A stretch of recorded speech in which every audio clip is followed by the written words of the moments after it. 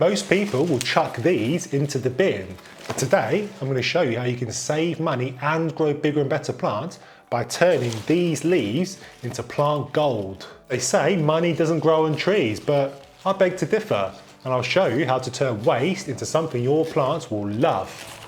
If you're a responsible plant grower, then you'll know that pruning your plants regularly is essential. It keeps them healthy, prevents overcrowding, and stops mold from spreading or light from being blocked. But did you know that those trimmed leaves aren't just waste?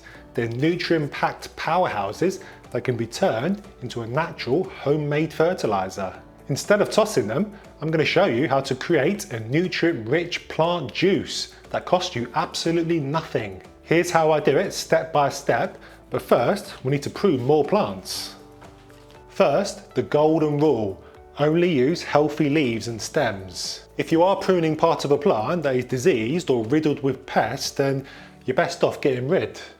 Healthy leaves ensures that your plant juice is packed with the good stuff, nitrogen, potassium and other nutrients that your plants love, without any nasties that could potentially spread diseases. Take this Philodendron verrucosum for example. It's got a big old yellowing leaf. And while I can't be sure if it's something to do with age or something more serious, I'm not taking any chances.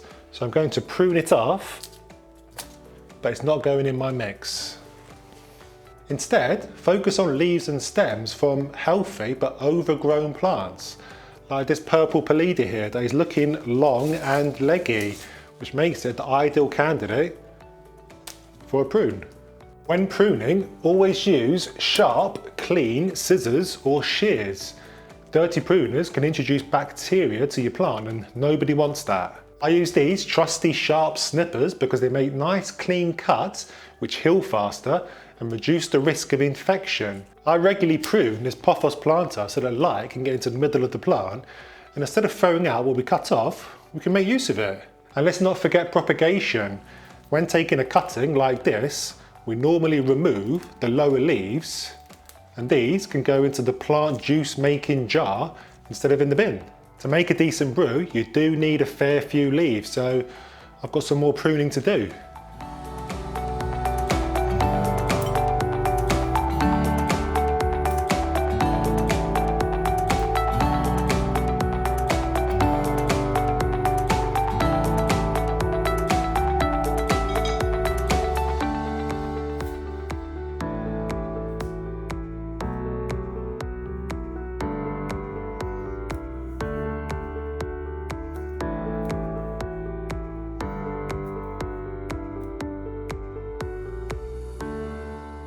Now that I've gathered a good bunch of leaves, it's time to turn them into plant gold. And don't worry too much about what leaves to include because I've got all sorts in here. I've got Philodendron, Monstera, snake plant, and I've even got succulents. The first step is to choose a container, and the size doesn't really matter too much. It all depends on how many leaves you've got. For this batch though, I'm using this mason jar, which is perfect for small to medium amounts. So I'm going to start by taking the jar lid off and then packing the leaves into the jar.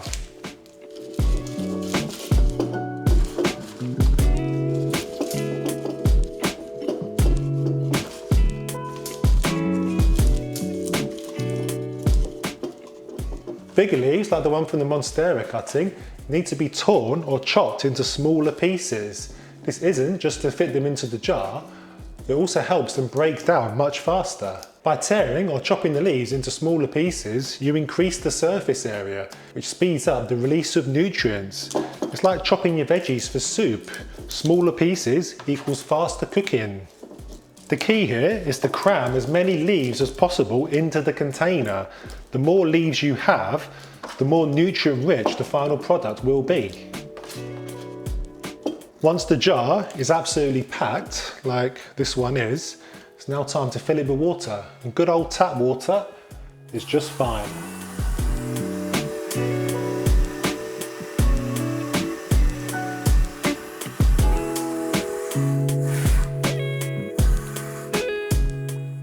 I do make sure that all leaves are fully submerged in the water because any leaves that are poking up outside of the water might rot in a pretty unpleasant way.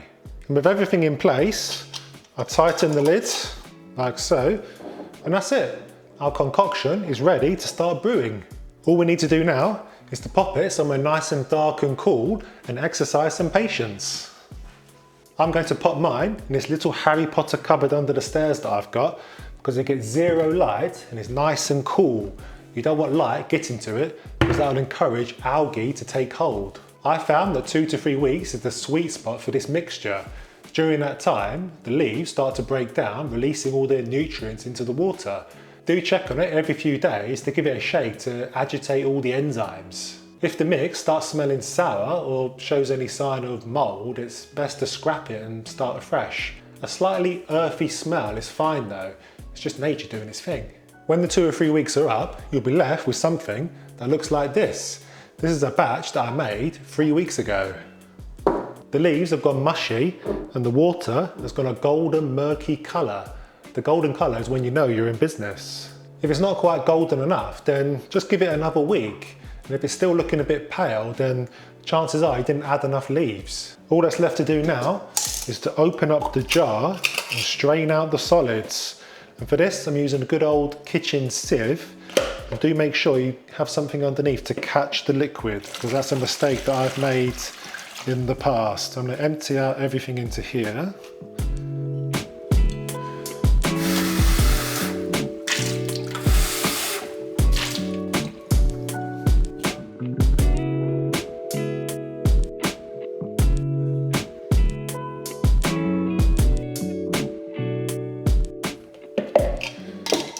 There you have it, your free plant juice.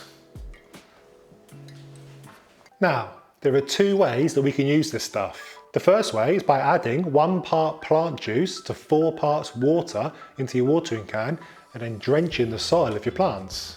How often you do this will depend on how much plant juice you're able to make, but I'll probably do this once a month as a supplement to your regular fertiliser schedule. Think of this as a natural nutrient boost rather than as a replacement for your regular fertiliser.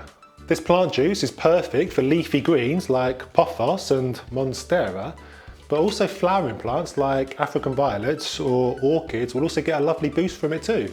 If you're working with more delicate plants like succulents for example, try diluting the mix further. Try 1 part plant juice to 6 parts water. The alternative way is to use it as a foliar spray as a nutrient boost to your plants. Again, as a supplement to your regular fertilising. By spraying plant juice directly onto the plant's leaves, the nutrients are absorbed directly into the plant's cells, making it an efficient and effective plant pick-me-up, just like your morning coffee. This mix works so well because plant leaves are naturally packed with essential nutrients like nitrogen and potassium, and by breaking them down in water, we create a natural homemade fertiliser that plants love. No chemicals, no fancy equipment, just plant magic. So, how long can you store this stuff?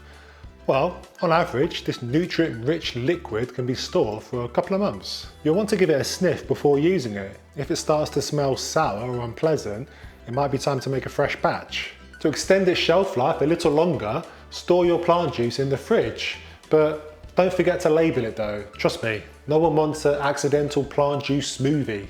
Now you might have been watching this video thinking, gosh, there's just no way I could prune my plants like that. And the truth is, it's really no bother. Plants really do benefit from a regular haircut, and to make it all so much easier, I made a video going through everything you need to know that you can watch by clicking up here, and I'll see you there.